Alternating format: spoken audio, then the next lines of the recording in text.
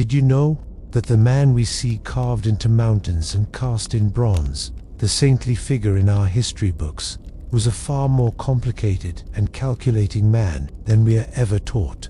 You can almost see him now, sitting in a dimly lit room, the fire casting long, dancing shadows that make his already towering frame seem impossibly large.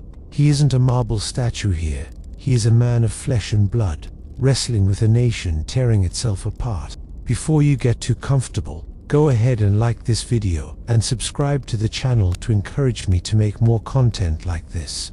Also, let us know where you're watching from and what time it is there.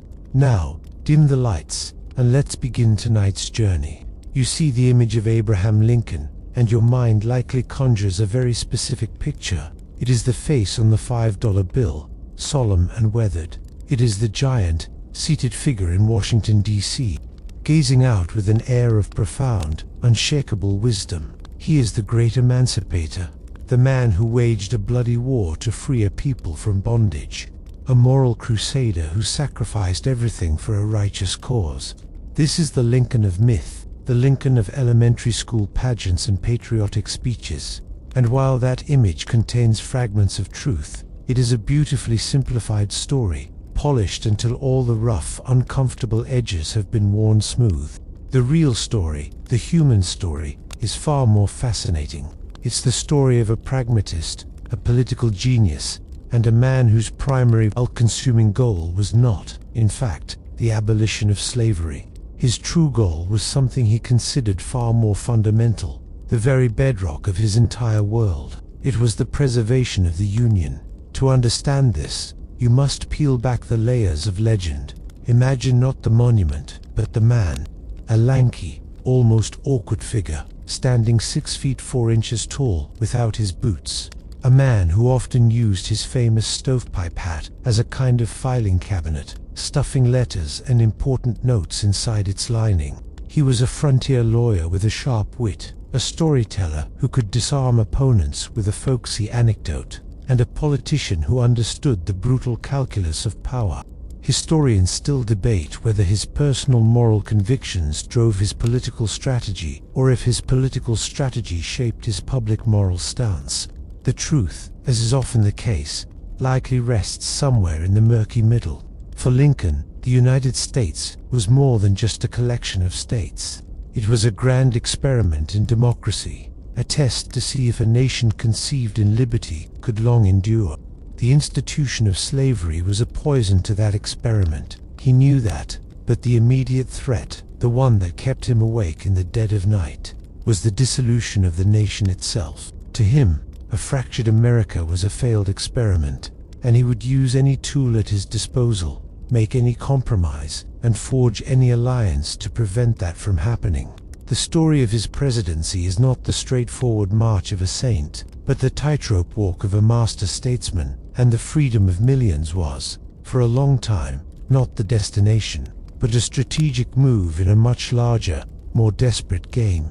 He was standing in a stuffy, crowded hall in Springfield, Illinois.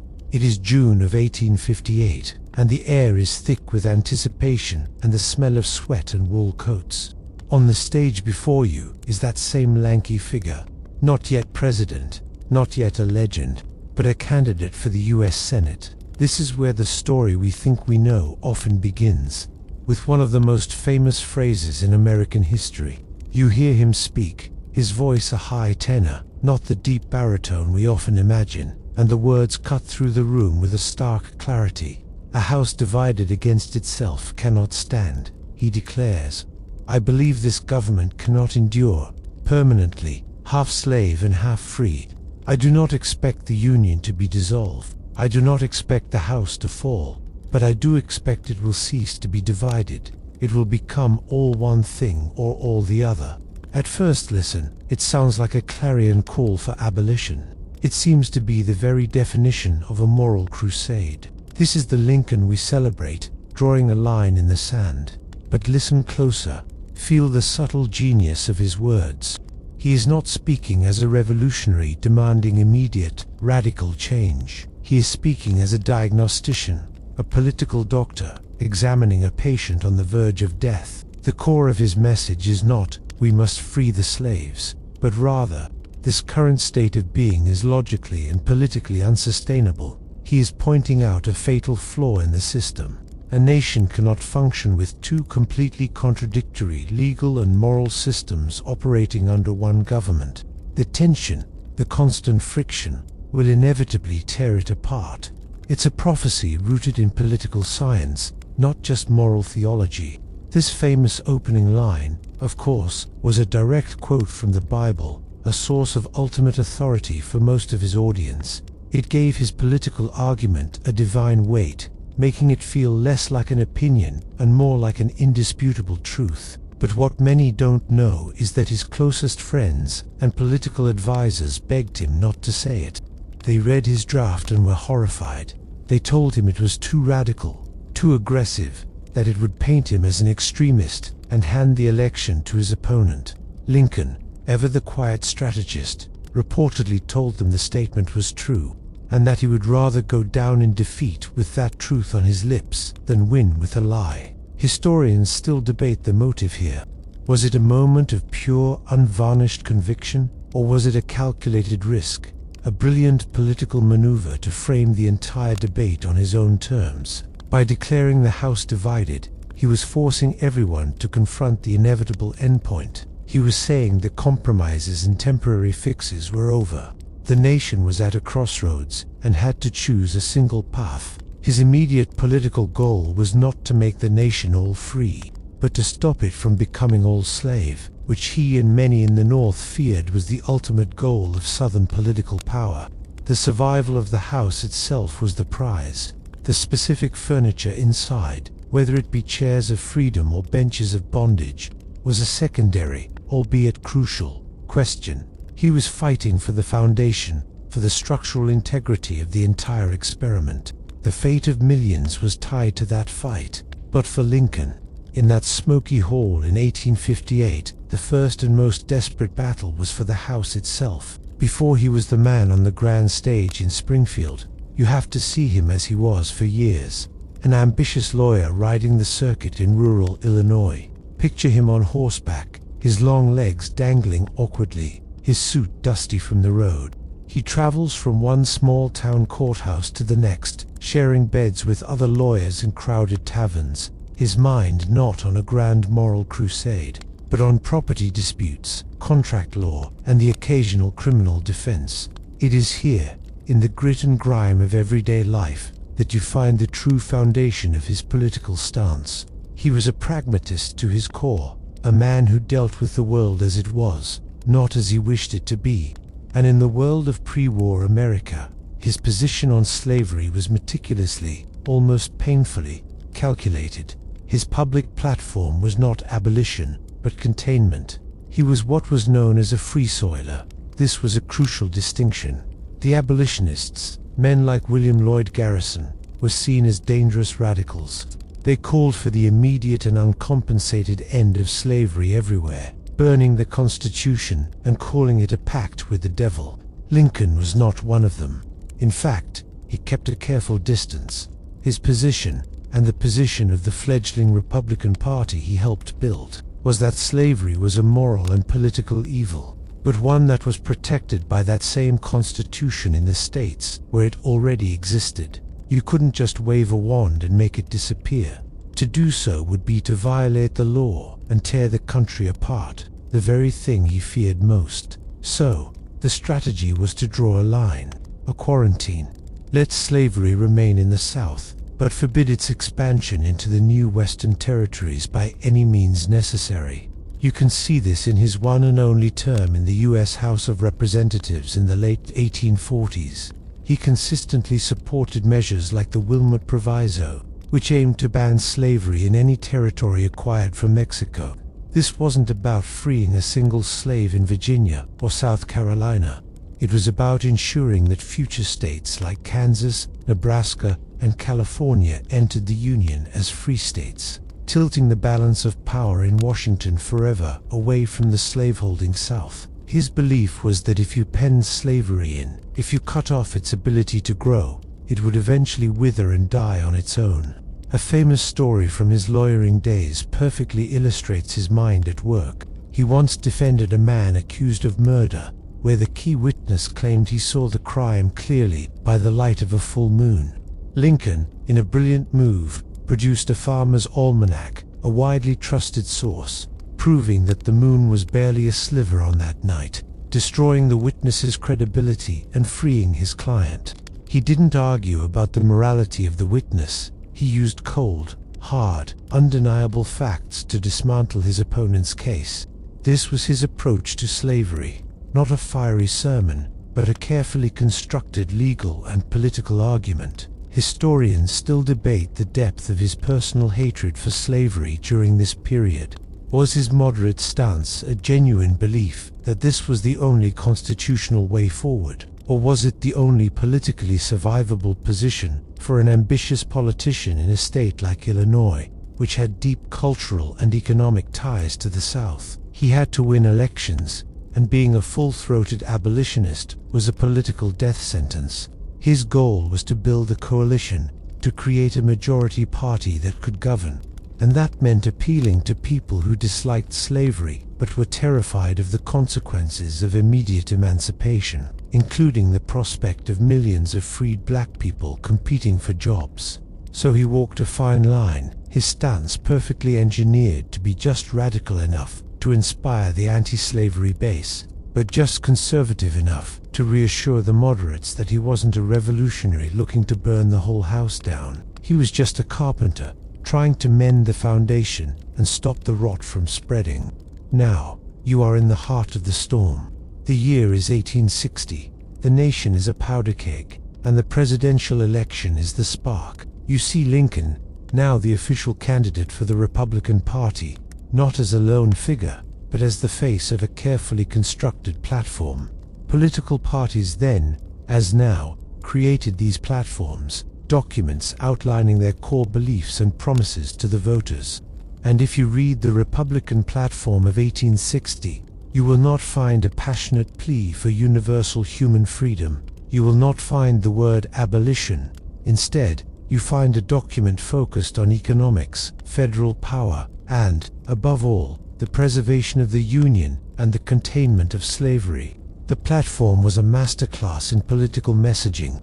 Its main promise, the one that united the entire party, was the outright rejection of slavery's expansion into the Western territories. This was the red line. It declared that the normal condition of all the territory of the United States is that of freedom. But, in the very next breath, it affirmed what was called the right of each state to order and control its own domestic institutions according to its own judgment.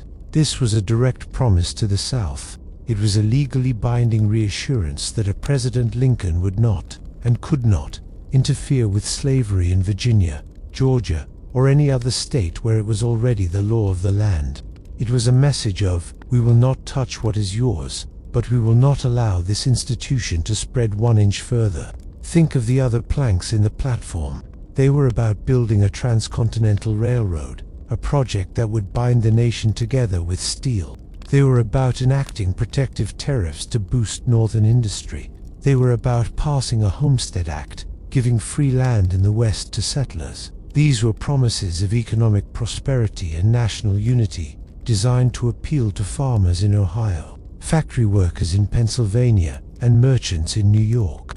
The Republican Party was building a winning coalition, and that coalition was built on the foundation of a strong, unified, and free market nation. The moral question of slavery was woven into this larger economic and political vision, but it was not the sole headline. It's like a modern political campaign that focuses on jobs and the economy, while also having a stance on a divisive social issue. The economic message often takes center stage. The election itself was one of the strangest in American history. Lincoln's name did not even appear on the ballot in 10 southern states. He was purely a candidate of the North. The Democratic Party had fractured into northern and southern wings, effectively splitting their own vote. Lincoln won the presidency with less than 40% of the popular vote, a number that would be considered a disastrous failure today. But because of the Electoral College system, he secured a decisive victory. The mandate he received was not from the nation as a whole, but from a powerful and unified Northern bloc, and that mandate was clear: to preserve the Union and to halt the advance of slave power. When the Southern states heard the news of his victory, they didn't hear the nuanced promises of the Republican platform. They didn't hear the reassurance that he wouldn't touch slavery where it existed. They heard only the election of a man who called their entire way of life a moral evil and had vowed to choke its future. For them, his election was a declaration of war, a sign that their power in the Union was over. The House was no longer just divided, it was beginning to crumble. And Lincoln, the man who had only won a minority of the vote, was about to become the caretaker of its ruins.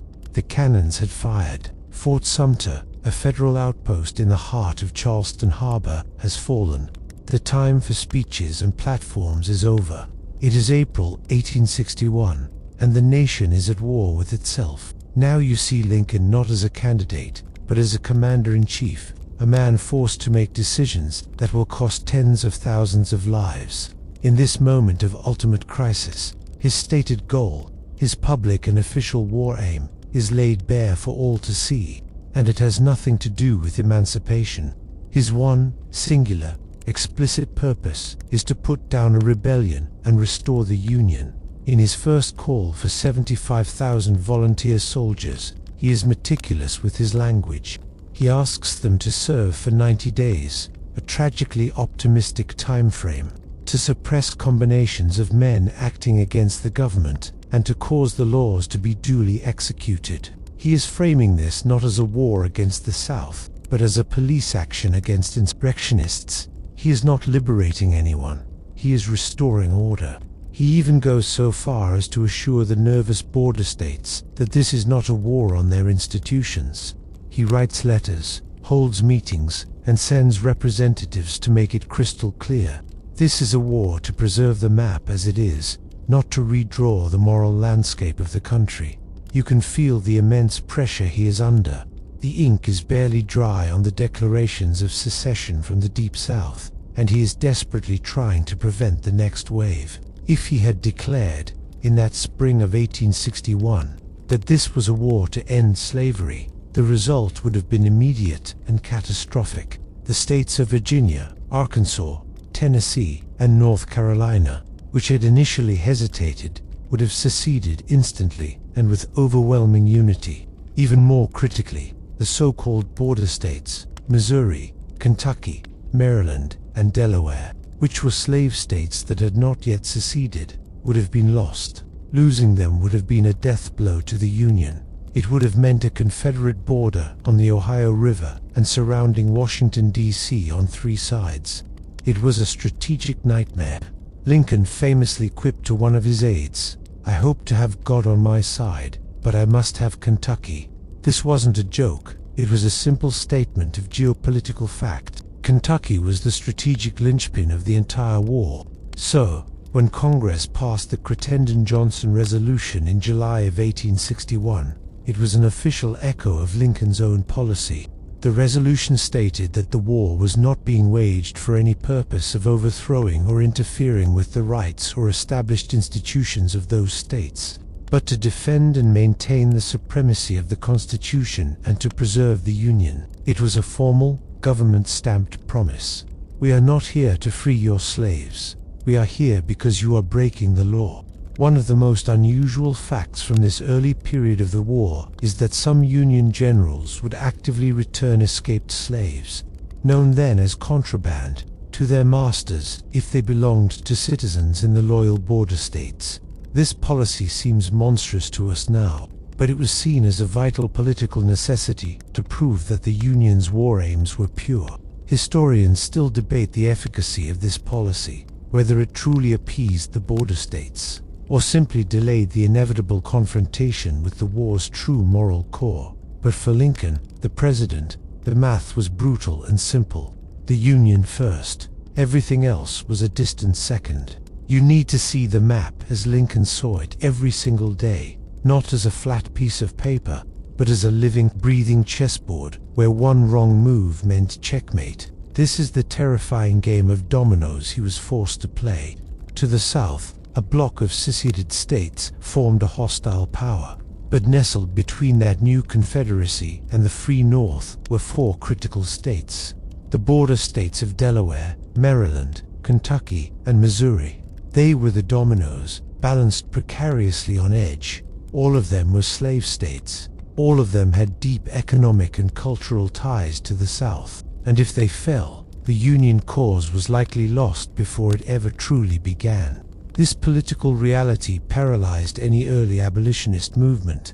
It shackled Lincoln's hands more tightly than any law. First, you have Maryland. Look at it on a map.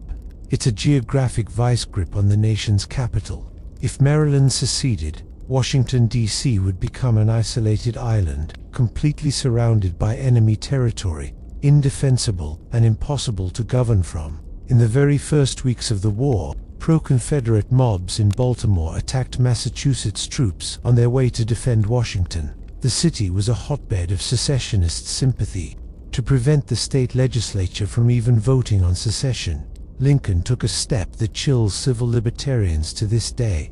He authorized the military to suspend the writ of habeas corpus, the ancient right protecting citizens from unlawful imprisonment. He then had federal troops arrest numerous state legislators and city officials suspected of being Confederate sympathizers, jailing them without trial to prevent them from casting a vote.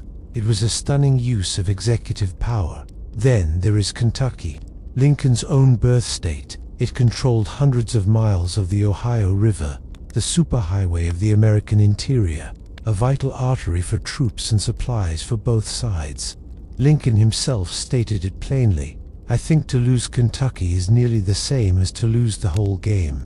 Its neutrality was a fragile fiction he had to maintain at all costs. Every military move, every public statement, was filtered through the lens of how it would play in Kentucky. A whisper of abolition would have sent the state tumbling into the Confederacy's arms, and with it, the war. And finally, Missouri, a state that controlled access to the mighty Mississippi River and the gateway to the West. Missouri descended into its own savage civil war, a brutal guerrilla conflict of neighbor against neighbor that became infamous for its cruelty. The fighting there was a chaotic and bloody affair that raged for years. The need to keep these states in the Union was not just a political preference, it was a strategic imperative. Historians still engage in fierce debate over Lincoln's actions, particularly in Maryland. Was he a tyrant who trampled the Constitution to achieve his goals? Or was he a pragmatic savior who understood that sometimes you have to bend the rules to save the entire system from collapse? What is not debatable is the effect this situation had on the question of slavery. Any move towards emancipation in 1861 or early 1862 would have been political and military suicide. The war, for the time being, had to remain a war for Union, and Union alone. The 4 million people living in bondage would have to wait. Their freedom was a luxury the Union simply could not afford. You are now in the chaotic theater of Missouri. In the late summer of 1861, the air is humid and thick with tension. The man in charge of the Union's war effort here is not a quiet, unassuming soldier. He is General John C. Fremont, a man who was, in many ways, the 19th century equivalent of a rock star, known as the Pathfinder. He was a famous Western explorer, a dashing and romantic figure, a former presidential candidate for the Republican Party, and a man who possessed a supreme stirred, and perhaps excessive, confidence in his own judgment.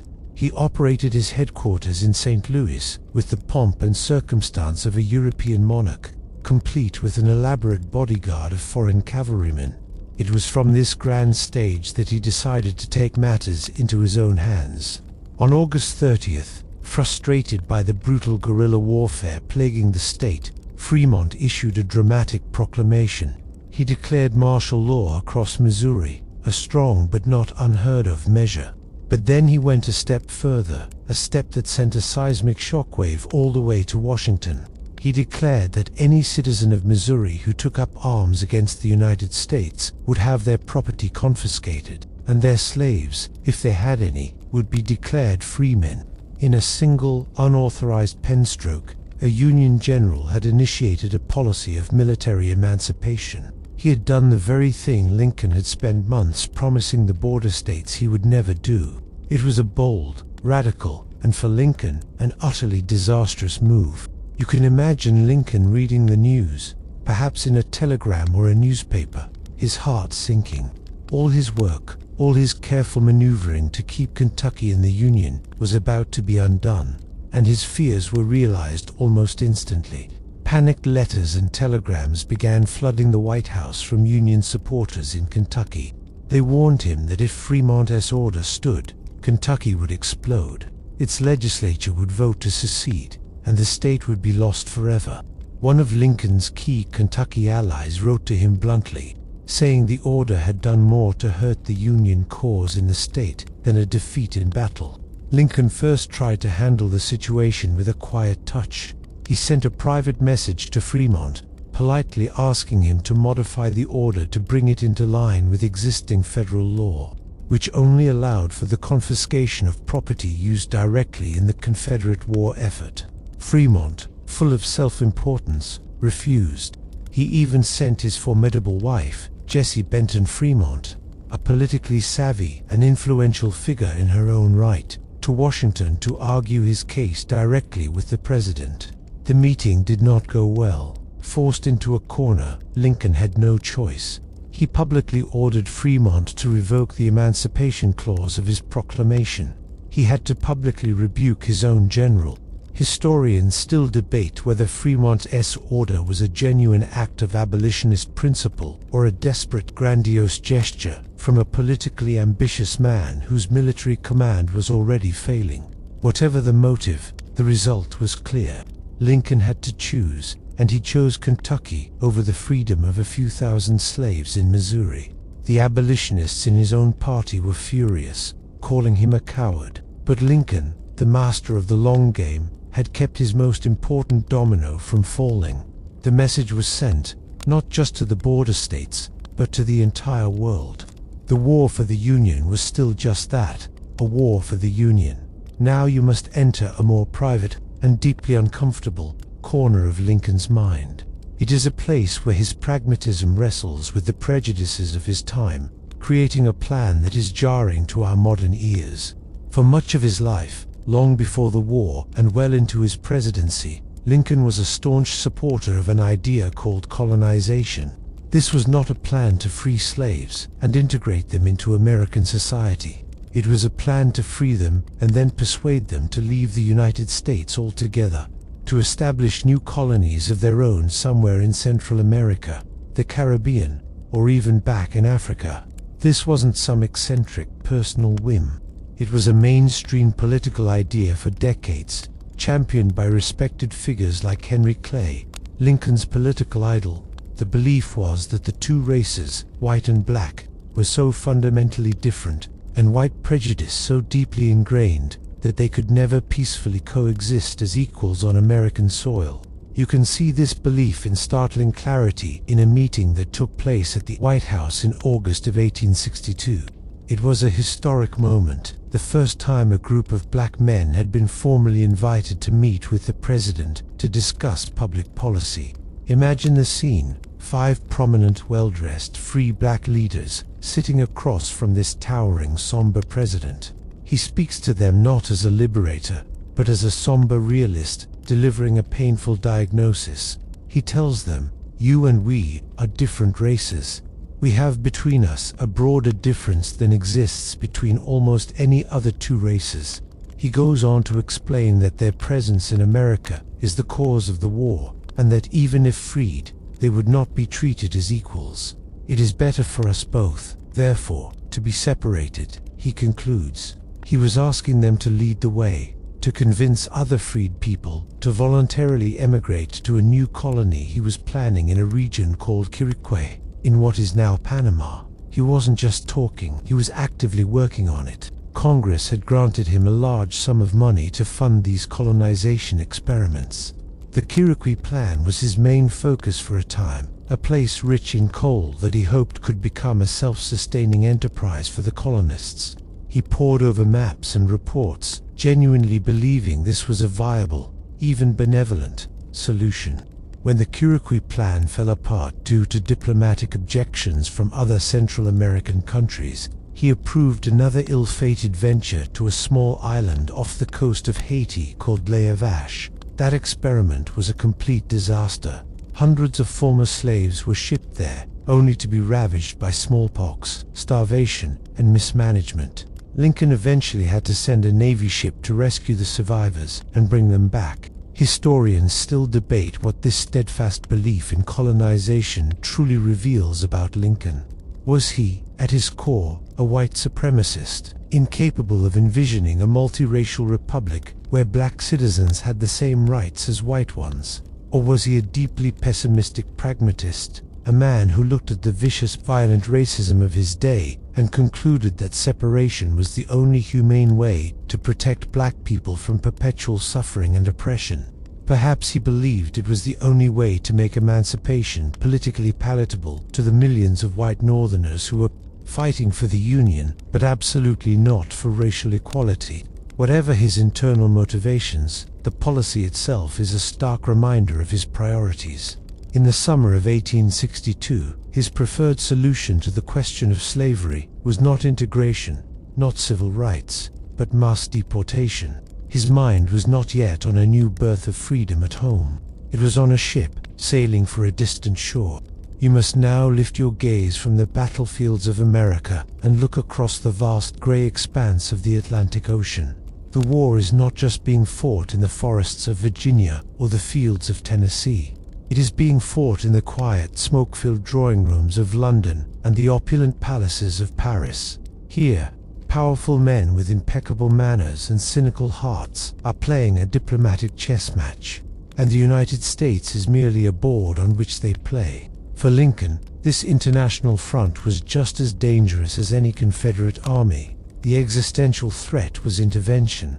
If Great Britain or France, the two global superpowers of the era, decided to formally recognize the Confederacy and use their powerful navies to break the Union blockade, the war would be effectively over. The Union could not fight the South and the British Empire at the same time.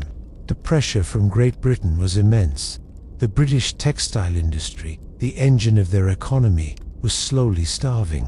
The Union's naval blockade had cut off the supply of southern cotton, and thousands of mill workers in cities like Manchester were losing their jobs. This created a powerful pro-Confederate lobby in Parliament, arguing that for the good of the British economy, they must intervene. The British aristocracy also felt a certain kinship with the southern planter class, seeing them as fellow landed gentry fighting against the vulgar, industrial democracy of the North. France, ruled by the ambitious Napoleon III, saw opportunity in America's chaos. He had dreams of installing a puppet emperor in Mexico and re-establishing a French empire in the Americas, a plan that would be much easier to achieve with a fractured and weakened United States. The Confederacy's entire foreign policy was built on this premise, a strategy known as King Cotton diplomacy. They believed their control of cotton was so absolute that it would force Europe's hand. For the first year and a half of the war, it seemed like their strategy might work, as long as Lincoln maintained that the war was only about preserving the Union. European powers could view the conflict with a degree of neutrality. From their perspective, it was simply a regional power struggle, a government trying to crush a rebellion. There was no clear moral high ground. This dangerous reality was thrown into sharp relief during the Trent Affair.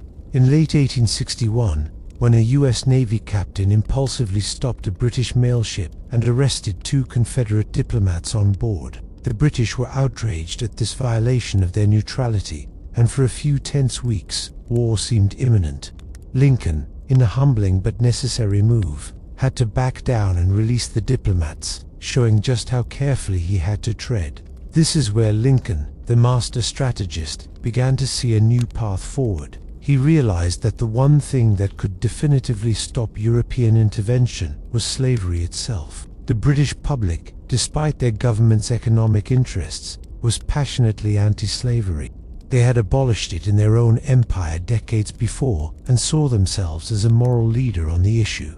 If Lincoln could successfully reframe the war, changing it from a political dispute into a clear, unambiguous moral crusade against human bondage. Then the entire diplomatic landscape would change. Historians still debate just how close the British were to intervening in the summer of 1862. But it's clear Lincoln felt the danger was very real. To support the Confederacy would suddenly mean supporting slavery. To break the Union blockade would mean using the Royal Navy to protect slaveholders. No British politician could survive that politically. The moral stain would be too great. And so, the idea of emancipation began to shift in Lincoln's mind. It was no longer just a domestic problem or a future hope. It was becoming a powerful weapon, a diplomatic checkmate that could win the war by keeping the rest of the world out of it. The diplomatic chessboard in Europe is a quiet, intellectual game. But back in America, the board is a muddy field, and the pieces are human beings. The year 1862 arrives, not with hope, but with a tidal wave of blood that shocks the nation to its core. The early optimism of a 90-day war now feels like a naive dream from another lifetime. You were no longer watching from a politician's office. You were standing in a town square, watching as a new list of names is posted. The names of the dead and wounded. The list is long, and it gets longer with every passing week. The abstract political goal of preserving the Union starts to feel thin and hollow when weighed against the very real, very heavy cost of a son, a husband, or a brother who will never come home. The wake-up call came in April, in the tangled woods of southwestern Tennessee, near a small log church named Shiloh. For 2 days, Union and Confederate armies tore each other apart with a savagery that was previously unimaginable. The fighting was at close quarters, chaotic and brutal. When it was over, more than 23,000 men were killed, wounded, or missing. To put that in perspective, the Battle of Shiloh alone produced more casualties than all of America's previous wars combined. The Revolution, the War of 1812, and the Mexican-American War. The news stunned the North. This was not going to be a short, heroic adventure. This was going to be a long, grinding slaughter. Then came General McClellan's Peninsula Campaign, a massive, slow-moving effort to capture the Confederate capital of Richmond. It dragged on for months, a story of logistical genius undone by maddening hesitation, ending in a strategic failure and a humiliating retreat. It cost the Union thousands more men and produced nothing but disillusionment. The hospitals in Washington filled with an endless river of wounded men. You can almost smell the sickness, the carbolic acid, and the despair. An eccentric and heartbreakingly practical habit developed among soldiers before a major battle. They would write their name and home address on a piece of paper and pin it to the inside of their coat, a grim preparation for being found dead by strangers. They were preparing for their own anonymous end. This unending river of death created a profound psychological shift in the North. A question began to rise, first in whispers, then in editorials and letters. What, exactly, are we fighting for? Is it truly worth all this? Just to force a group of states back into a union they despised. A kind of national sunk cost fallacy began to set in. The nation had invested too much blood, too much grief, to simply return to the way things were before the war. The original goal was no longer enough. The suffering demanded a greater purpose, a higher meaning. It demanded that the war be for something transformative, something that would justify the sacrifice. Historians still debate the primary catalyst for Lincoln's next move. Was it the diplomatic pressure from Europe, the growing casualty lists, or the increasing calls from abolitionists within his own party? The most likely answer is that it was all of them, a confluence of pressures pushing him toward one inescapable conclusion. The war had to be about more than just the Union, to sustain the will to fight, to give meaning to the mountains of dead. The war needed a soul, and Lincoln began to realize that the only soul it could possibly have was the cause of human freedom. The oppressive summer of 1862 hangs over Washington, D.C. like a wet wool blanket. The air is heavy, the news from the front is bleak, and the pressure on Lincoln is immense. But while the nation despairs, you see him engaging in a secret act, a solitary political gambit of the highest order. He is not in the White House, surrounded by advisors. Instead, you find him in the place he considers his true sanctuary, the telegraph office at the War Department. It's a small, functional room, filled with the constant, rhythmic clatter of machines spitting out dispatches from the front lines. Here, amidst the raw, unfiltered news of the war, he finds the quiet to think, and it is here that he begins to write. He is not drafting a soaring piece of poetry. The document he is composing is dry, legalistic, and almost painfully dull to read. It is filled with phrases like, "by virtue of the power in me, vested as Commander-in-Chief, and for the suppression of said rebellion." It reads like a corporate memo. But this document is a bomb, carefully constructed to explode the very foundation of the Confederacy. This is the first draft of the Emancipation Proclamation. He works on it alone, scribbling notes, refining clauses, building his weapon piece by piece. Historians still debate the exact moment of his internal shift. Was there a flash of moral clarity, or was this the final logical step in a long and brutal calculation of war strategy? Perhaps the distinction no longer mattered. The need for a new weapon was undeniable. On July 22, 1862, he feels it is ready. He calls a special meeting of his cabinet, a group of powerful, ambitious men who were often his political rivals. Imagine the scene. These men in their dark suits, gathered around the long table, fanning themselves in the stifling heat. Lincoln, in his calm, almost matter-of-fact way, informs them that he is resolved to issue this proclamation. He is not asking for their advice on whether to do it. He tells them only on how it should be framed. He then reads the document aloud. A stunned silence falls over the room. Some, like the fiery Secretary of War, Edwin Stanton, are supportive, but others are deeply worried. The Postmaster General, Montgomery Blair, a man from a border state family, warns that it will be a political disaster. He argues it will cost them the upcoming midterm elections and turn thousands of Northern Democrats against the war.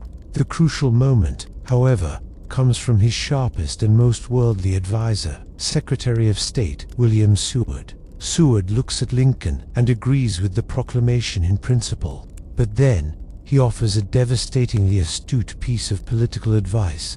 He warns Lincoln against issuing it now, in a moment of Union weakness and retreat. It will be viewed, Seward argues, as the last measure of an exhausted government, a cry for help, our last shriek on the retreat. He says it would look like the government is stretching its hand to Ethiopia, instead of Ethiopia stretching its hand to the government. It was a brilliant observation. A proclamation born of desperation would have no power. It had to be issued from a position of strength. Lincoln listens intently and immediately sees the wisdom in Seward's words. The logic is undeniable. He thanks his cabinet, folds the document, and places this secret weapon into a drawer in his desk. There it would sit, a world-changing revolution on paper, waiting for the one thing the Union Army had been unable to deliver, a victory. The secret sits in the drawer, waiting. The humid days of August bleed into the hot, dusty days of September. You can feel the tension in the Capitol, a collective holding of breath. The Union needs a victory, not just for morale, but for the very future of the war. And then, the news arrives like a thunderclap. Robert E. Lee, the brilliant and audacious commander of the Confederate Army, has done the unthinkable. He has taken his victorious but ragged army and crossed the Potomac River, invading the North. He is marching into Maryland, the very border state Lincoln had fought so hard to keep. It is a moment of supreme confidence for the South, a high-stakes gamble to bring the war to the North's doorstep and perhaps convince Britain to finally intervene. For Lincoln, it is a moment of both terror and opportunity. The Union's commander, General George B. McClellan, is a man known for his meticulous organization and his paralyzing caution. But then, something happens that feels like an act of fate, a screenwriter's twist dropped into the pages of history. On September 13th, a pair of Union soldiers are resting in a field near an old Confederate campsite. They see something on the ground, a small package wrapped in paper. Inside are 3 cigars, a delightful find for any soldier. But wrapped around the cigars is another piece of paper, a copy of Lee's Special Order 191. It is Lee's entire battle plan, detailing the routes and destinations of his divided army. It was the 19th century equivalent of finding the enemy's entire playbook left on a park bench. When the order reached McClellan, he reportedly exclaimed, "Here is a paper with which, if I cannot whip Bobby Lee, I will be willing to go home." With this incredible intelligence, McClellan finally moves. On September 17, 1862, near the quiet town of Sharpsburg, Maryland, along a small creek called Antietam, the two armies collide. The day begins on a crisp autumn morning and descends into the single bloodiest day in American history. You see the smoke, so thick it blots out the sun. You hear the ceaseless roar of cannons and the high-pitched shriek of the rebel yell. The fighting is concentrated in 3 hellish locations: a cornfield where men were cut down like stalks, a sunken country road that would forever be known as Bloody Lane, and a stone bridge over the creek that men died in droves to cross. By the time the sun sets on that terrible day, over 22,000 men are dead, wounded, or missing. The creek runs red. From a purely tactical standpoint, the battle was a brutal, bloody draw. McClellan, despite having Lee's plans and a massive numerical advantage, was too cautious to land a final crushing blow. But strategically, it was the victory Lincoln had been waiting for. Lee's battered army, his invasion shattered, had no choice but to retreat back across the Potomac into Virginia. The North had not been conquered. The immediate threat was over. Historians still debate whether Antietam can truly be called a decisive Union victory, given the missed opportunity to destroy Lee's army. But for Lincoln, it was more than enough. The key had been found. It was a key forged in smoke and blood, but it was the key nonetheless. 5 days later, with the news of Lee's retreat solidifying his position of strength, Lincoln gathered his cabinet once more. He walked to the drawer, took out the secret weapon he had forged in the summer, and prepared to change the world. You are in the room as Lincoln presents the document. Before he gets to the heart of the matter, in a move that baffled some of his cabinet, he pulls out a small book by a popular humorist of the day and reads a funny chapter aloud. As his somber secretaries sit in stony silence, he seems almost disappointed, remarking that a good laugh is a relief from the immense strain they are all under. Then, the mood shifts. He becomes grave. He tells them he has made a promise to himself and to his maker, that if the rebels were driven out of Maryland, he would issue the proclamation. The time has come. He then reads the preliminary Emancipation Proclamation, the public warning of what is to come. It states that on January 1st, 1863, exactly 100 days away, all persons held as slaves within any state or part of a state, still in rebellion against the United States, shall be thenceforward, and forever free. Now, you must lean in and read the words carefully, for this is where the genius and the controversy lies. The document does not declare a universal freedom.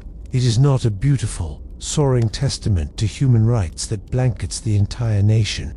It is a legal document, a weapon of war, aimed with pinpoint precision. It specifically targets only the areas in rebellion. This is the masterful loophole. What does it mean in practice? It means the proclamation would free exactly 0 slaves on the day it was issued. The border states, Kentucky, Missouri, Maryland, and Delaware, were not in rebellion, so slavery there would remain untouched. Lincoln's sacred promise to them was kept. The loophole gets even more specific and more telling. There were also parts of the Confederacy that were already under Union control, like several parishes in Louisiana, including the city of New Orleans and parts of Virginia. The proclamation explicitly exempted these areas, so you are left with a staggering paradox, a piece of political irony so sharp it could cut you.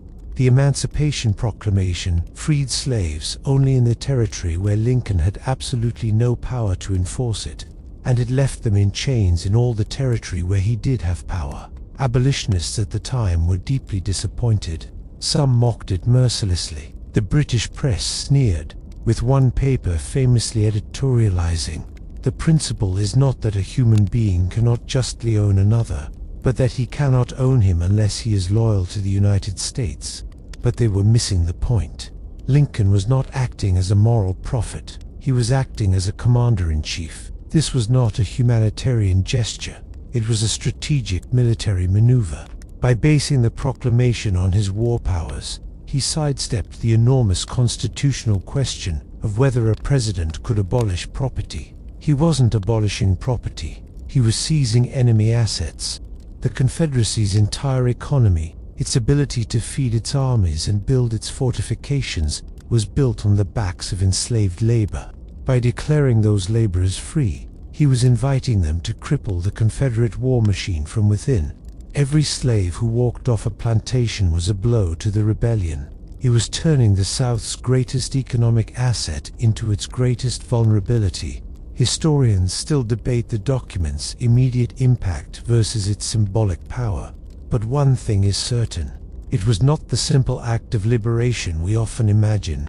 It was a cold, calculated, and brilliant legal gambit designed not to make the Union good, but to make the Union win. The proclamation was not merely an act of subtraction, a clever legal maneuver to take a resource away from the enemy. You must now see the other side of the equation, for this is where the document's true genius as a tool of war reveals itself. It was also a profound act of addition. Tucked into its dry, legalistic language was a single, revolutionary clause that would fundamentally change the face and the spirit of the Union Army.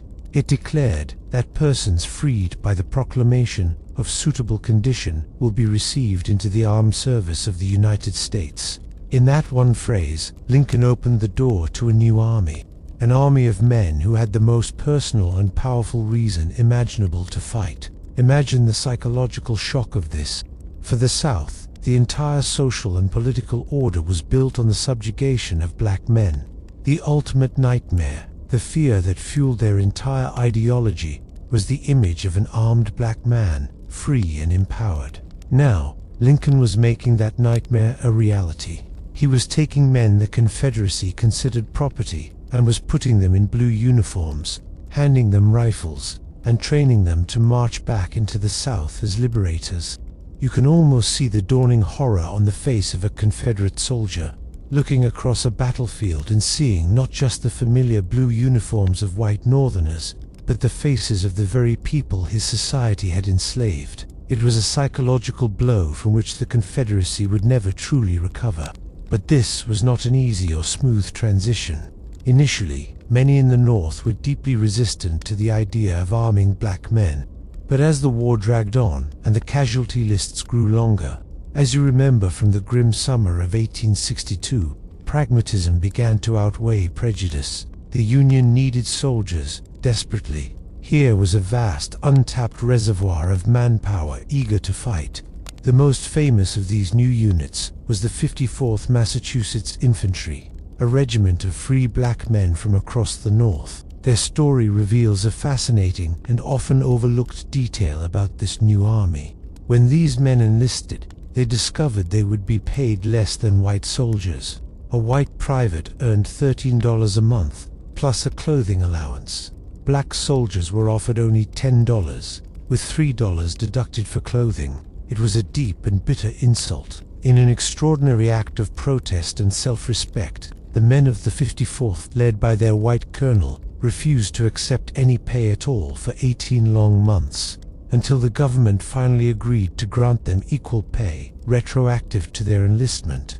They were fighting for their freedom, but also for their dignity. By the end of the war, nearly 200,000 black men would serve in the Union Army and Navy. Historians still debate whether these soldiers were more decisive for their direct military impact on the battlefield or for the immense psychological and symbolic blow they dealt to the Confederacy. Their presence transformed the conflict. This was no longer just a war to preserve the Union. It was now, visibly and undeniably, a war of liberation, fought by the liberated themselves. For Lincoln, the ever-practical commander-in-chief, this was the ultimate strategic master.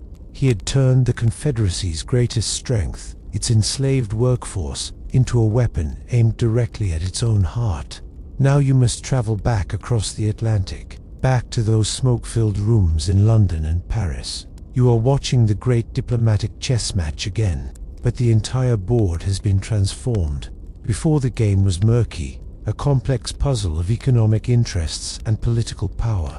Now, with the stroke of a pen, Lincoln has introduced a new piece, a queen of immense power, moral clarity. The Emancipation Proclamation may have been a legalistic document at home, but on the world stage, it was a thunderous moral declaration. It effectively ended any realistic chance of European intervention, isolating the Confederacy and leaving it to face the Union alone. You can feel the political ground shift under the feet of the British Prime Minister, Lord Palmerston. He was a cold, calculating realist, a man who viewed the world through the lens of British interest. And British interest, on the surface, still pointed towards helping the South to secure the cotton that fueled their empire's looms. But the British people, the common citizens, were a different story. The working classes, in particular, had a deep and abiding hatred for slavery. Popular authors like Charles Dickens had stoked this sentiment for years. The proclamation weaponized this public opinion. It reframed the entire American conflict. It was no longer a war about states' rights versus federal power. It was now, clearly and simply, a war of freedom versus slavery. Here you find one of the most remarkable and moving stories of the entire war, a testament to principle over profit. In the county of Lancashire, the heart of the British textile industry, the Union blockade had created what was known as the cotton famine. Mills were closed, workers were starving, their families were destitute. They had every reason to demand that their government break the blockade and side with the Confederacy to get the cotton flowing again. But they didn't. Instead, in the dead of winter in 1862, the working men of Manchester gathered in a massive public meeting. They passed a resolution in support of Lincoln and the Union. They chose to endure their suffering rather than support a nation built on human bondage. Lincoln was so moved by this gesture that he sent them a public letter of thanks. Historians still argue about just how close the British government ever came to recognizing the Confederacy. But after the proclamation, the debate was over. No British politician could dare to stand before his people and declare that the Royal Navy would be used to defend slaveholders. The effect in France was just as decisive. Napoleon III was an opportunist, and he would not act without his powerful British partner. With Great Britain now firmly on the sidelines, his ambitions in Mexico were checked, and any thoughts of aiding the Confederacy evaporated. The King Cotton diplomacy of the South had failed spectacularly. They had bet their entire future on the idea that Europe's economic greed would outweigh its moral conscience. Lincoln, with the proclamation, called their bluff. He had maneuvered them into a perfect checkmate. The Confederacy was now diplomatically marooned, an outlaw nation on the world stage, with no allies, no foreign aid, and no hope of rescue. The Union was now free to prosecute the war to its bloody conclusion, without ever having to look over its shoulder again. The summer of 1863 brings another titanic clash, this time in the rolling farmlands of a small Pennsylvania town called Gettysburg. For 3 scorching days in July, the Union and Confederate armies tear into each other with a ferocity that eclipses even Antietam. When the smoke finally clears, over 50,000 men are dead, wounded, or missing. The ground is so saturated with blood and littered with the dead that the task of burying them is overwhelming. The Confederate invasion of the North has been decisively broken. It is a stunning victory for the Union, but one purchased at a horrific price. The nation is in desperate need of a way to process this scale of loss, to give it meaning. 4 months later, you are standing on that same battlefield. The air is now crisp and cold. A vast crowd has gathered for the dedication of a new national cemetery, a final resting place for the thousands of Union soldiers who fell there. The keynote speaker of the day is a man named Edward Everett. He is the most famous orator of his generation, a former president of Harvard, a man renowned for his soaring classical speeches. He speaks for 2 hours, a magnificent, sweeping oration filled with historical allusions and grand patriotic sentiment. The crowd is rapt. When he finally finishes, the president, Abraham Lincoln, is invited to offer what the program calls a few appropriate remarks. You see him rise, this tall, gaunt figure, holding a couple of sheets of paper. He seems almost like an afterthought to the day's main event. He begins to speak, his high voice carrying over the crowd. His remarks are short, shockingly so. He speaks for barely 2 minutes. When he sits down, there is a moment of confused silence, followed by scattered, uncertain applause. Some in the crowd didn't even realize he had begun speaking before he had finished.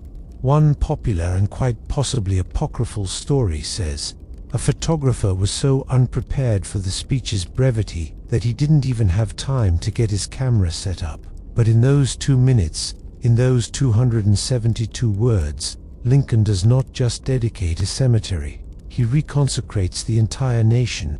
Listen to his words. He doesn't begin with the war or the Constitution. He looks further back, 77 years ago. He begins invoking not the legalistic founding of the Constitution in 1787, but the spiritual birth of the nation in 1776 with the Declaration of Independence. He grounds the war in the radical idea that all men are created equal. He frames the horrific battle not as a victory of North over South, but as a test to see if any nation so conceived and so dedicated can long endure. Then comes the pivot, the moment his rhetoric completes its long journey. He calls upon the living to ensure that the dead shall not have died in vain, and that this nation, under God, shall have a new birth of freedom, a new birth. He is no longer talking about preserving the old Union, the broken house divided. He is calling for the creation of a new one, a nation reborn, purified by fire and dedicated at last to the promise it made at its founding. Historians, most notably Gary Wills, have argued that, in these few words, Lincoln performed a rhetorical sleight of hand, subtly reframing the Constitution through the lens of the Declaration. The Emancipation Proclamation was the cold, legal mechanism for freedom. The Gettysburg Address was its soul, its poetry, its mission statement. It gave the war a purpose worthy of its terrible cost. The Gettysburg Address was a masterpiece of public rhetoric, a speech for the ages. But what was happening inside the man himself? To understand the final chapter of this story, you must look past the proclamations and the political chess moves and peer into the quiet, often troubled, heart of Abraham Lincoln. For years, his public actions had been dictated by the cold, hard logic of preserving the Union. His private feelings, however, were another matter entirely. He had always harbored a deep personal hatred for the institution of slavery, a conviction he rarely allowed to break through the surface of his political calculations. Now, the mask was beginning to slip, not because the calculation had ended, but because the man and the mission were finally becoming one. There is a phrase he wrote in a private letter that serves as the true north of his moral compass. "I am naturally anti-slavery," he wrote. "If slavery is not wrong, nothing is wrong. I cannot remember when I did not so think and feel." This was not a public declaration. This was a statement of core identity. You can see this sentiment woven through his private correspondence, especially in his letters to his closest friend, a man named Joshua Speed. Speed was a Kentucky man, a slave owner, and yet Lincoln's most intimate confidant from his early years. In their letters, you see Lincoln gently, patiently trying to guide his friend toward his own moral understanding, not with fiery condemnation, but with logic and shared experience. In one particularly powerful letter from 1855, Lincoln reminds Speed of a trip they took together on a steamboat years earlier, where they saw a group of a dozen slaves who had been sold and were being transported downriver. He describes them as being shackled together with irons, a sight that was a continual torment to me. He tells Speed that the memory still haunts him, this image of human beings treated like livestock, and here you find a truly eccentric and telling detail about Lincoln's own life. The national conflict was mirrored right in his own home. His wife, Mary Todd Lincoln, came from a wealthy, prominent, slaveholding family in Kentucky. Some of her own brothers and half-brothers would fight and die for the Confederacy. This immense, nescient splitting issue was a source of intimate, daily tension in his own marriage and family life. So you are left with a profound question, one that historians continue to wrestle with. Did Lincoln's deeply held personal beliefs finally force their way into his policy? Or did the necessities of war finally give him the political cover to act on the beliefs he held all along? Perhaps the truth is even more complex. Perhaps the act of fighting the war itself changed him. When he made the decision to arm black soldiers, when he met with black leaders, when he saw the casualty lists grow ever longer, his intellectual opposition to slavery seems to have deepened into a profound spiritual conviction. The political tool he had forged was reshaping its wielder.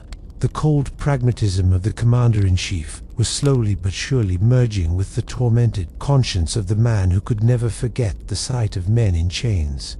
He was becoming, in private, the man that his Gettysburg Address was beginning to show in public. The war grinds on. The new birth of freedom proclaimed at Gettysburg is a beautiful promise, but it is not yet law.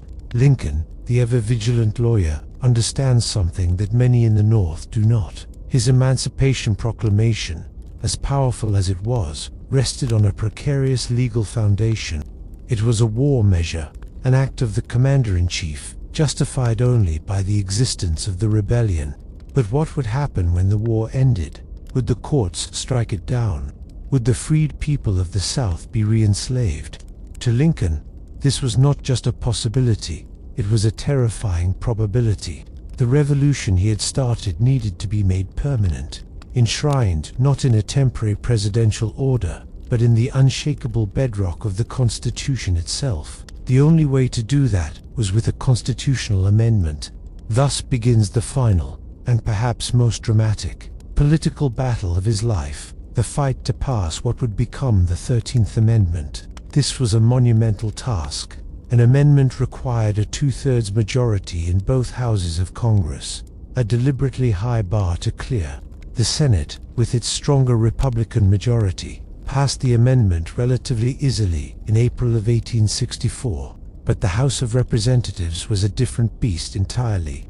After an initial vote failed, Lincoln knew he would have to pull out all the stops. His re-election in November of 1864 gave him the political capital he needed for one last push before the new, more Republican-heavy Congress was seated. He had a small window, a lame duck session of Congress, to get the job done. You are now in the back rooms of Washington in the winter of 1864 and early 1865. The air is thick with intrigue and whispered deals. This is not a story of soaring rhetoric, but of bare-knuckle political arm-twisting. Lincoln unleashes his full political machine. His allies, led by the shrewd Secretary of State Seward, engage in a campaign that borders on the line of bribery and corruption. They promise federal jobs, postmaster appointments, and political pardons to wavering lame-duck Democrats in exchange for their yes vote. They hint at lucrative government contracts. One representative was allegedly persuaded after his brother was pardoned and released from a military prison.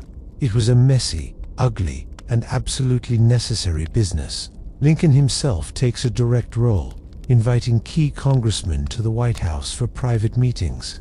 You can imagine him, using his folksy charm and his immense presidential authority to persuade, cajole, and intimidate these men.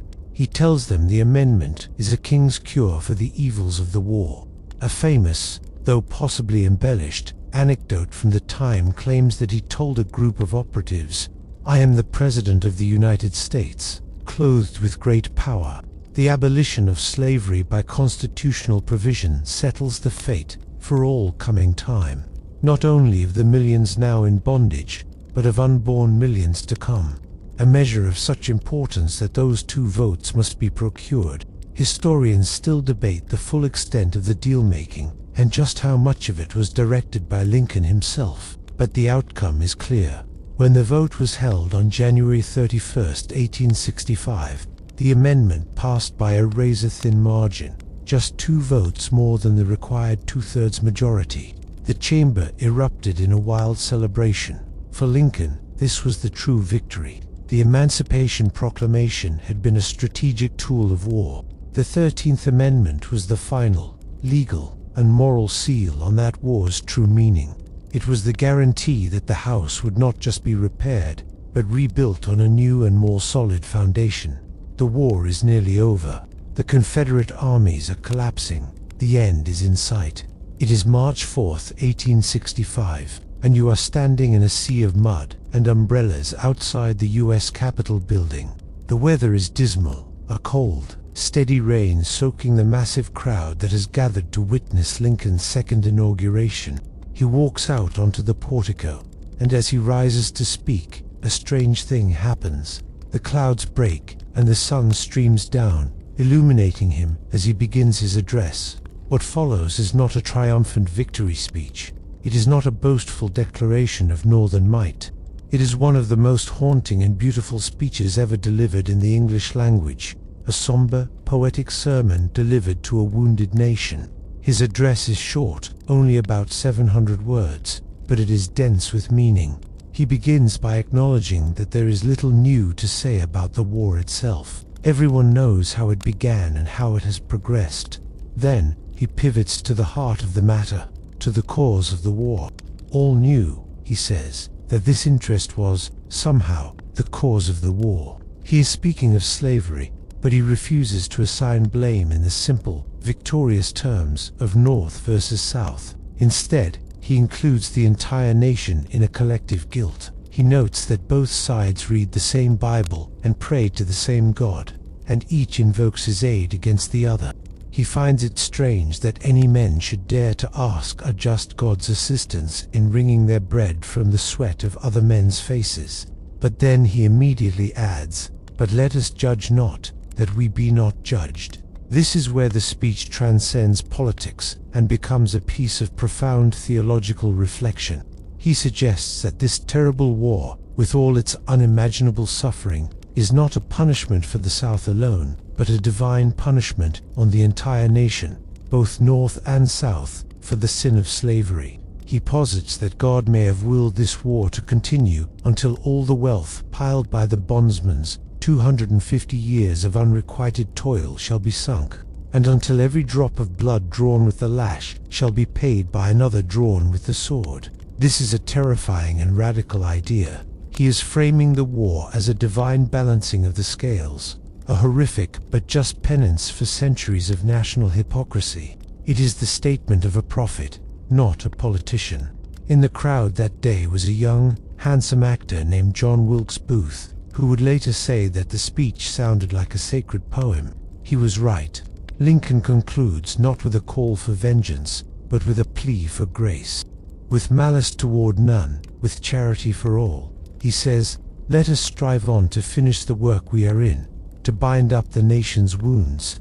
It is a call for a peace rooted in forgiveness and reconciliation. Historians still marvel at the tone of this address. In the moment of his greatest triumph, when he could have gloated, he chose humility. When he could have celebrated, he chose to mourn. His long journey, from the pragmatic politician trying to save a broken house, to the commander-in-chief wielding emancipation as a weapon, has reached its final destination.